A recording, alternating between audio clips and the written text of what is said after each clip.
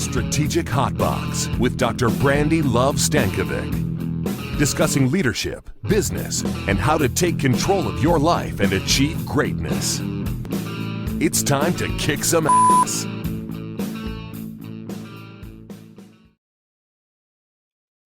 Hey, it's your girl, Dr. Renee Sattiewhite, and as you can see, for those that are just listening, it's going to sound all the same to you. For those of you that are watching us today, we have a little bit of a different background. We're adapting here at the Strategic Hot Box for this new virtual environment and getting used to all things virtual. And we have a very special show for you today. We have Miss Renee Sattiewhite joining us from the African American Credit Union Coalition, and she's going to talk to us a little bit about breaking boundaries. Let's get started. As you know, on the Strategic Hot Box, we learn, we love, and we kick some ass. And with everything that's occurring in the world today, the way that we're getting used to business in new ways, we are always looking at ways to break boundaries. And sometimes here in the Strategic Hot Box, that plays into different industries. Maybe you work within financial services. Maybe you work in a different retail environment. Regardless, we have to be examining how we can learn every day, how we can love one another, build relationships, and of course, get out there and execute. Boundaries, from my perspective, exist kind of as a line, and some of them are visible and some of them are invisible. And sometimes the most powerful boundaries are the ones that are invisible. And it really becomes like a rule. So in sports, for example, you might have boundaries or something when a ball goes out of bounds or when there's fouls or, different things like that. And in business, there are situations that become out of bounds or based on our inherent value system. We may feel like something went too far. Maybe you've heard that expression, or somebody went out of bounds, or there's a trigger around some of that. For those friends or people that are just like me or nerds that are watching here today, you probably remember Lewin, the gentleman that was studying change, and he talked in order for change to occur, you had to unfreeze a behavior, then make the change, and then refreeze that behavior. That is required for lasting change. And when he said that, it's because there really takes a shaking up, there really takes a breaking of the boundaries in order for change actually to occur, and like an urgency that is developed. And then after the fact, of course, needing to institutionalize whatever changes that we were making. I talk to my colleagues and my kids so much too about this concept. And here's the other end of the spectrum. When we talk about breaking boundaries, talk about being bold or being rebellious or changing the status quo. There's also the old concept of cry wolf, and maybe you've heard that story or familiar with that concept of the fact that when a little boy screams wolf, people come running, and then if they scream wolf and there isn't a wolf, that people will stop running. And so when there's actually something that's happening, then you've diluted your message essentially, right? And so the same is true sometimes when it comes to things that we're fighting for. If I'm always the one that's out there screaming, then my scream ends up having less of an impact. And so we have to make sure, or I always urge my colleagues, my kids, etc., that if you're going to have a message, if you're going to break those boundaries, be strong and bold in that message and know when to shift what that energy looks like. We don't need to be loud about everything, but loud about the message that's most important to be able to drive that communication home. I think that I can't go any further without bringing on the guest. She is certainly someone that I respect in this industry. We've had an opportunity to work together just a short time, and I can't wait to hear about all the deliciousness that she's bringing us today. And she's also no nonsense and very authentic leader and is going to talk to us a little bit about breaking boundaries. So without further ado, I'd like to formally introduce Renee Sattiewhite. She is the president and CEO of the African American Credit Union Coalition, as I mentioned. She's also the owner of Sattiewhite Training Productions, and she's got her bachelor's in communications. She's an executive coach, mentor, trainer, and really a marketing guru. She has done keynote sessions all over the place, Clemson University, United Way of Greater Atlanta, the NCUA, and a lot more. So join me, Renee. Hi, Hello Brandi. there. How are you? I'm Hi. excellent. How are you doing? Thank you so Doing much. great. Can you believe we're here in front of our computers? I wish I could reach out and hug you. I just want to say, mwah, mwah, mwah. I'm so glad you have me here today. Well, I'll catch those air kisses. Tell us a little bit about you. What's something that you've learned in your leadership path? I've learned to be coachable. I say that if you are a coach, you need to be coachable, because how can you expect people to do what you ask them to do if you're not willing to do what others ask of you? Janetta Cole has a quote: the best requirement for leadership is service to others. And so I really believe that that's a great way to be, and to make sure that you take care of the people who you are leading. And throughout your journey, who was the most inspirational role model for you? That's a really great question. It really depends on the areas that I'm working in at the time, but the one who stands out most, more than anything, is my mom. She's phenomenal. She is my shero. She, probably like your mother, does it all and makes sure that I am confident, that I have everything that I needed when I was growing up. She encouraged me to do whatever I could do. And she's a pretty tough businesswoman. So I think that I would have to say her. And what made her successful? And you talked about how she inspired you, inspired others. What are some of the characteristics that made her successful? My mom comes from a very humble background in Texas, and she married my father when she was very young, 19 years old, and she moved to she moved to Northern California, and he was in the Navy, and he was a little older than her. And he died when I was very young. I was 6 years old when he died. I have siblings, and my mom, who came from a very underprivileged background, just went on to kick butt. She had a house with a rental property on it, so she was a businesswoman in that aspect. She stayed at home until I was in college. She didn't work outside of the home other than the entrepreneurial things that she was doing, and she also always made sure that we had the best. So I never knew I was raised by a single parent until Hmm. I was in my 40s, because then it Wow. became a stigma or a social acceptable thing.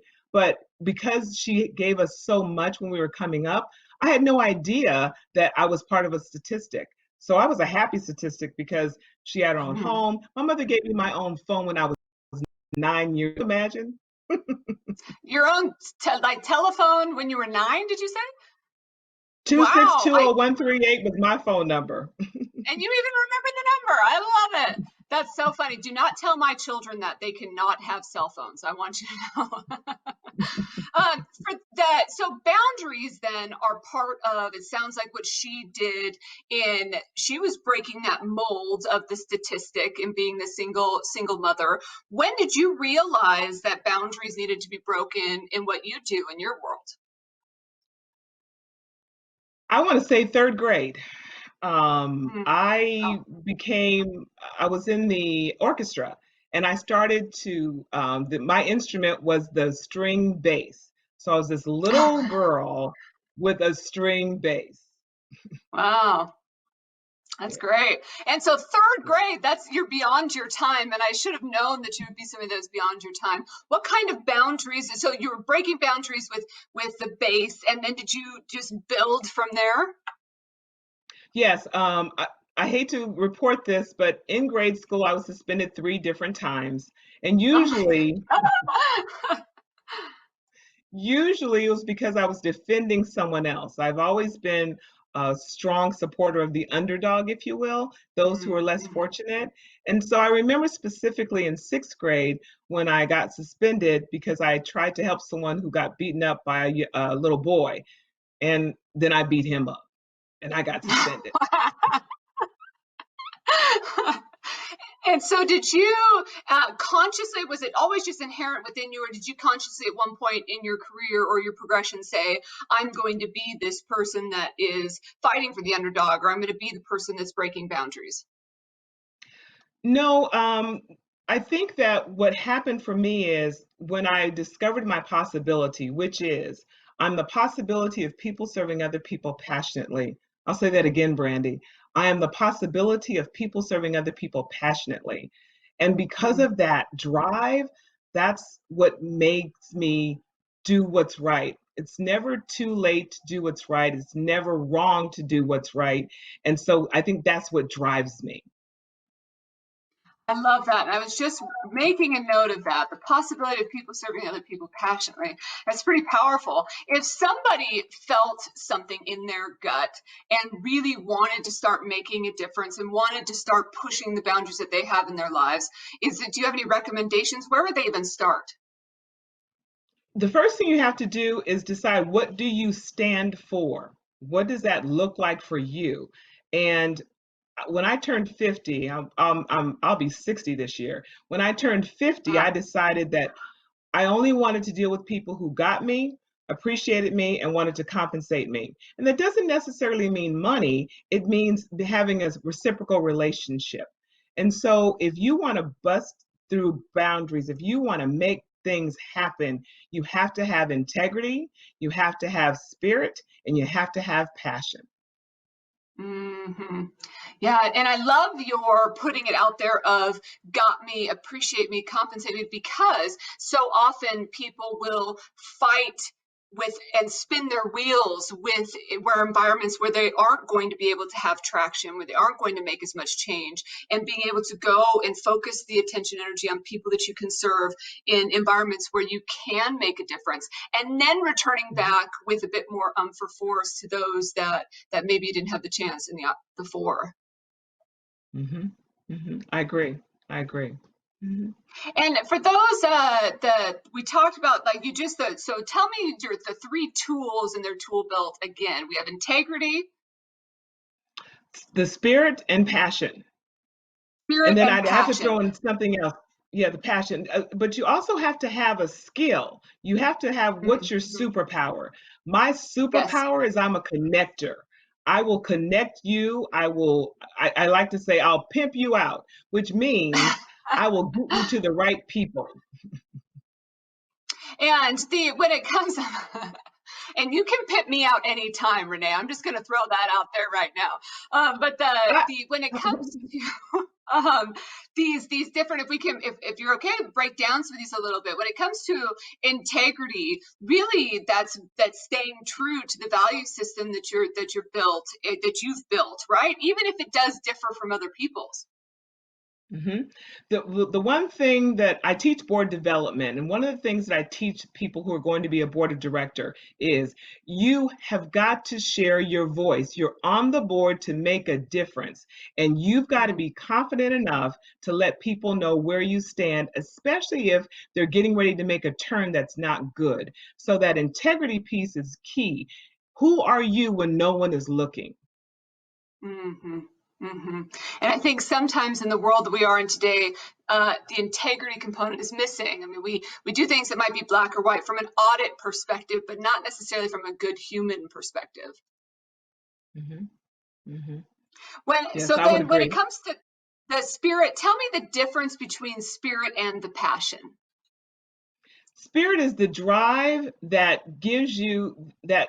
It's like the foundation. That's the one thing that no one can take from you. You got that spirit about what to do and how to do it, then that's the drive. That to me is like it's like the car that takes you to the next destination. Passion is like the Mhm. gas that fuels it.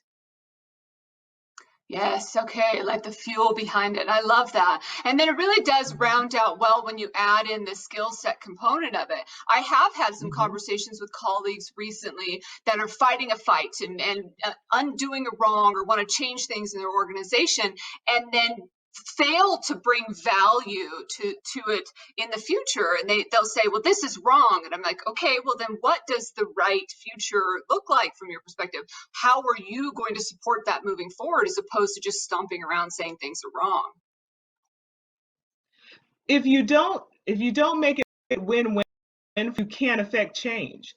And that's Mhm. that sometimes that's what's missing. We're not doing the win-win. And when you're looking at how can I best affect change, how can I bust through these walls, how can I break down these barriers, you've got to put it in perspective, and you have to be patient. Everything this the way that things are that you want to change didn't get there overnight. So you have to be strategic in your planning. You have to be strategic in who you involve, and you have to be forward thinking about how to blend everyone in so that you get what you want. You may not get everything you want, but you could certainly get in the right direction. Yeah, I get that absolutely, and it really does focus the energy and attention much better in that regard. So, do you find that people typically will come into the environment having all four of those fundamentals for success? No, that's why I make a pretty good amount of money being an executive coach. Is there one over another that becomes what people are lacking or where someone should focus? I would say passion. Um, People think about what they want to do, and they're in the wrong positions, they're in the wrong places. I am very skilled at showing you, helping you discover what you're passionate about. And because oftentimes people take a job for the salary and not necessarily for what what excites them and motivates them, as you know, if you're not doing something that you're excited about, you'll burn out, or you'll it's just a job. But when you have a purpose and you've got that passion, it makes a difference. Absolutely. And I think that is a opportunity for all of us really to refine some of our efforts in this way. And have you been Mhm. able to apply some of these skills that you've gained over time in the work that you do currently? Oh, outstanding. Of course, it's been an outstanding ride, especially here with ACUC. We have the things that we've been able to work with, and the people we've been able to work with, and the organizations that we've been able to work with. I believe that it's because they see the passion in the organization. I've said this on many occasions. The ACUC is an anointed organization. I believe that from the Hmm. tips of my toes to the top of my head. And I believe that when you are focused on doing good and helping people, all of those things come into play. So without the passion, without the integrity, without being spirit filled, nothing can happen. In this position as president and CEO of ACC, trying to lead the diversity, equity, and inclusion effort can be tiring sometimes, and sometimes it's often people look at you like you've got a third eye. But I am committed to making sure that the industry is aware of how important DEI is, so that we can all be better as a movement. Hmm. Hmm. And I think that when you have some initiatives as important as what you are leading in financial services, that each of those pillars that you described become much deeper. What does integrity look Mhm, like amongst different groups? How can we have that spirit and passion, the fuel behind it, as well as provide value and skills to what we're leading in our own organizations? mhm, mhm. Yes, everything And can so, cross over. Yeah. please go ahead. I said everything can cross over. Like you said, the four pillars. When you look at how we can be successful, I truly believe that's how it can be done. Hmm. And so, have had any funny moments or have any funny stories of things that have happened along the way? Ooh, uh, so many, so many. One story. Well, I don't even know where to start. Hmm, hmm. Your mom. When I met Okay. Susan Mitchell, she's phenomenal. Ooh, Oh. mm. She And she just I was so happy to have the privilege of meeting her in person. And I had applied for a scholarship for the Global Women's Network and didn't get it. And then I had the nerve to say something to her about it. And man, she fixed that for me. So yes, oh. that was a funny story, because I really I couldn't I couldn't I couldn't get it. And then when I but the universe works out so well. So I had more exposure to her, the woman I wanted to meet, when I didn't get the scholarship. So that's a beautiful Mm. thing. Isn't that funny how the world works out in that way? And I love that you didn't get a scholarship and you're like, no, I'm going all the way to the top with this one. I love it. I love it. Thank you for sharing that. I was hoping, since it was a funny story involving her, that there was going to be some blackmail or something that I could use. I could call No, her sorry. later with, but no, this is fun. Okay, so I'd love to do a little either or, and when this or that. And so what this is going to look like is I'm going to throw out two things, and then just off the cuff, you tell me which one you like better. You up for it? Okay. I am. Okay, so the first one is easy, pen or pencil? Pen. Always. You just put it in ink right away. No Yes, need to ma'am. erase. I love it. Okay, go ahead. Sometimes there's a lot of scribble, a lot of scribble, but yes. It's that organized chaos is the way to be. And intimate gathering or epic fiesta? Intimate gathering. Amongst close friends and family?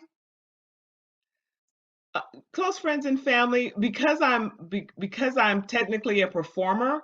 I used to do a little singing and a little acting, and then of course all the motivational speaking that I do. I'm on stage all the time, and so the small intimate gatherings are what I enjoy. Yeah, are the most fun. I love it. How about Starbucks or the other guys? So what's funny is I am a former Starbucks barista. So it's No, Starbucks. really? Oh, I love it. I refuse to use any of the terminology. I'm always like, can I get a large? I should just, come to it. Okay, last one, yes or no? Always yes. Yes. All right. Unless there's injustice, then it's a hard no, right? Yes. Oh, of course. Yeah. And the word is, I am not having that. I love it. How about fill in the blank? If I could, I would blank every day. So I'm going to give you a G-rated response, and that would be I would sing every day. Oh, I love that. I'd like to hear you sing. And the world would be a better place if we all served people passionately. I agree. So if you could leave us with one bold action item or takeaway, what would that be? Love your neighbor unconditionally. And what does now. that mean for you? It means making sure that you take care of the people who are close to you, let people know how you're concerned, reach out if it's by text, if it's by call, if it's by Zoom, if it's whatever it is, let people know you care. I just think that, especially during this time, it's important for people to know that they are cared for and loved. No doubt about it. If people wanted to get a hold of you or learn more about your organization, how would they do that? www.aacuc.org, and we can be reached at 770-761-2769.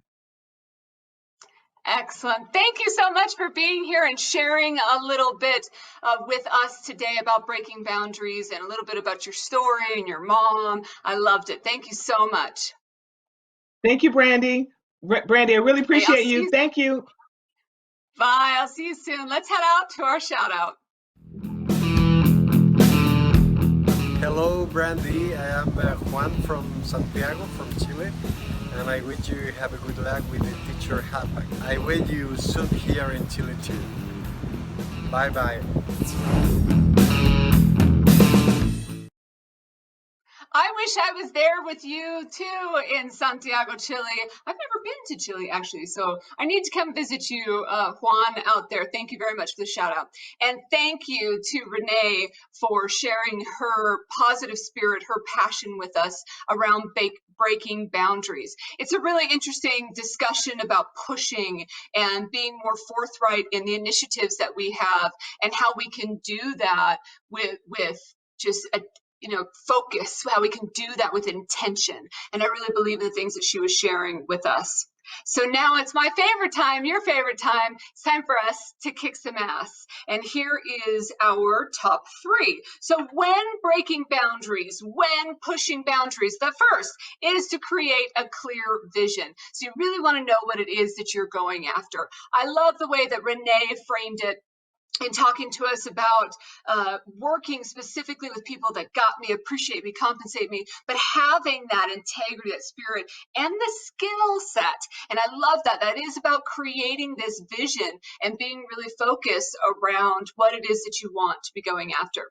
Number 2 is to refine your message and make sure that we are articulating our message in a way that's clear, one that is digestible with the individuals that we're reaching out to and that we're working with, but also that we're focusing in that whole cry wolf situation that I was sharing with you before. Don't dilute your message by oversharing. Don't dilute your message by being passionate about everything that you're out there about. Make sure that you give the right intention, the right energy to what it is that you want to achieve.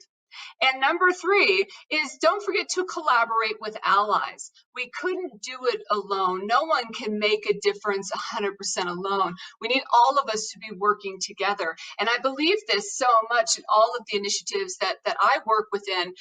All change requires the community really to be on board. And so back to what we initially talked about, and that's institutionalizing that change. Somebody can break the boundaries and make a big difference and then push something forward. But unless people start accepting that and institutionalizing that into everyday behavior, then it will go back to the way that it was before.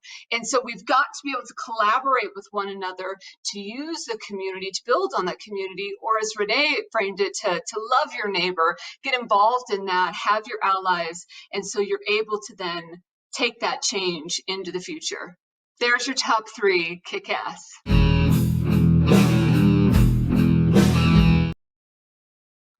So what a fun new way for us to be reaching you here on the Strategic Hotbox.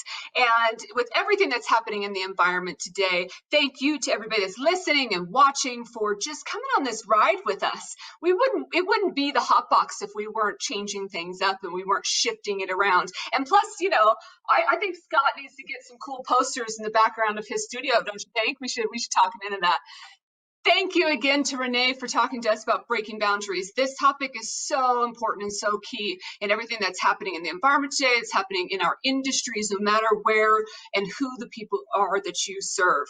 If you want to get a hold of us, head out to thestrategichotbox.com. Let us know any topics that you want us to cover. Of course, you can hit us up on any social media, whether that's Facebook or Instagram, Twitter, at Brandi Love or at Strategic Hotbox. So until I see you again, get out there and love your neighbor and kick some ass.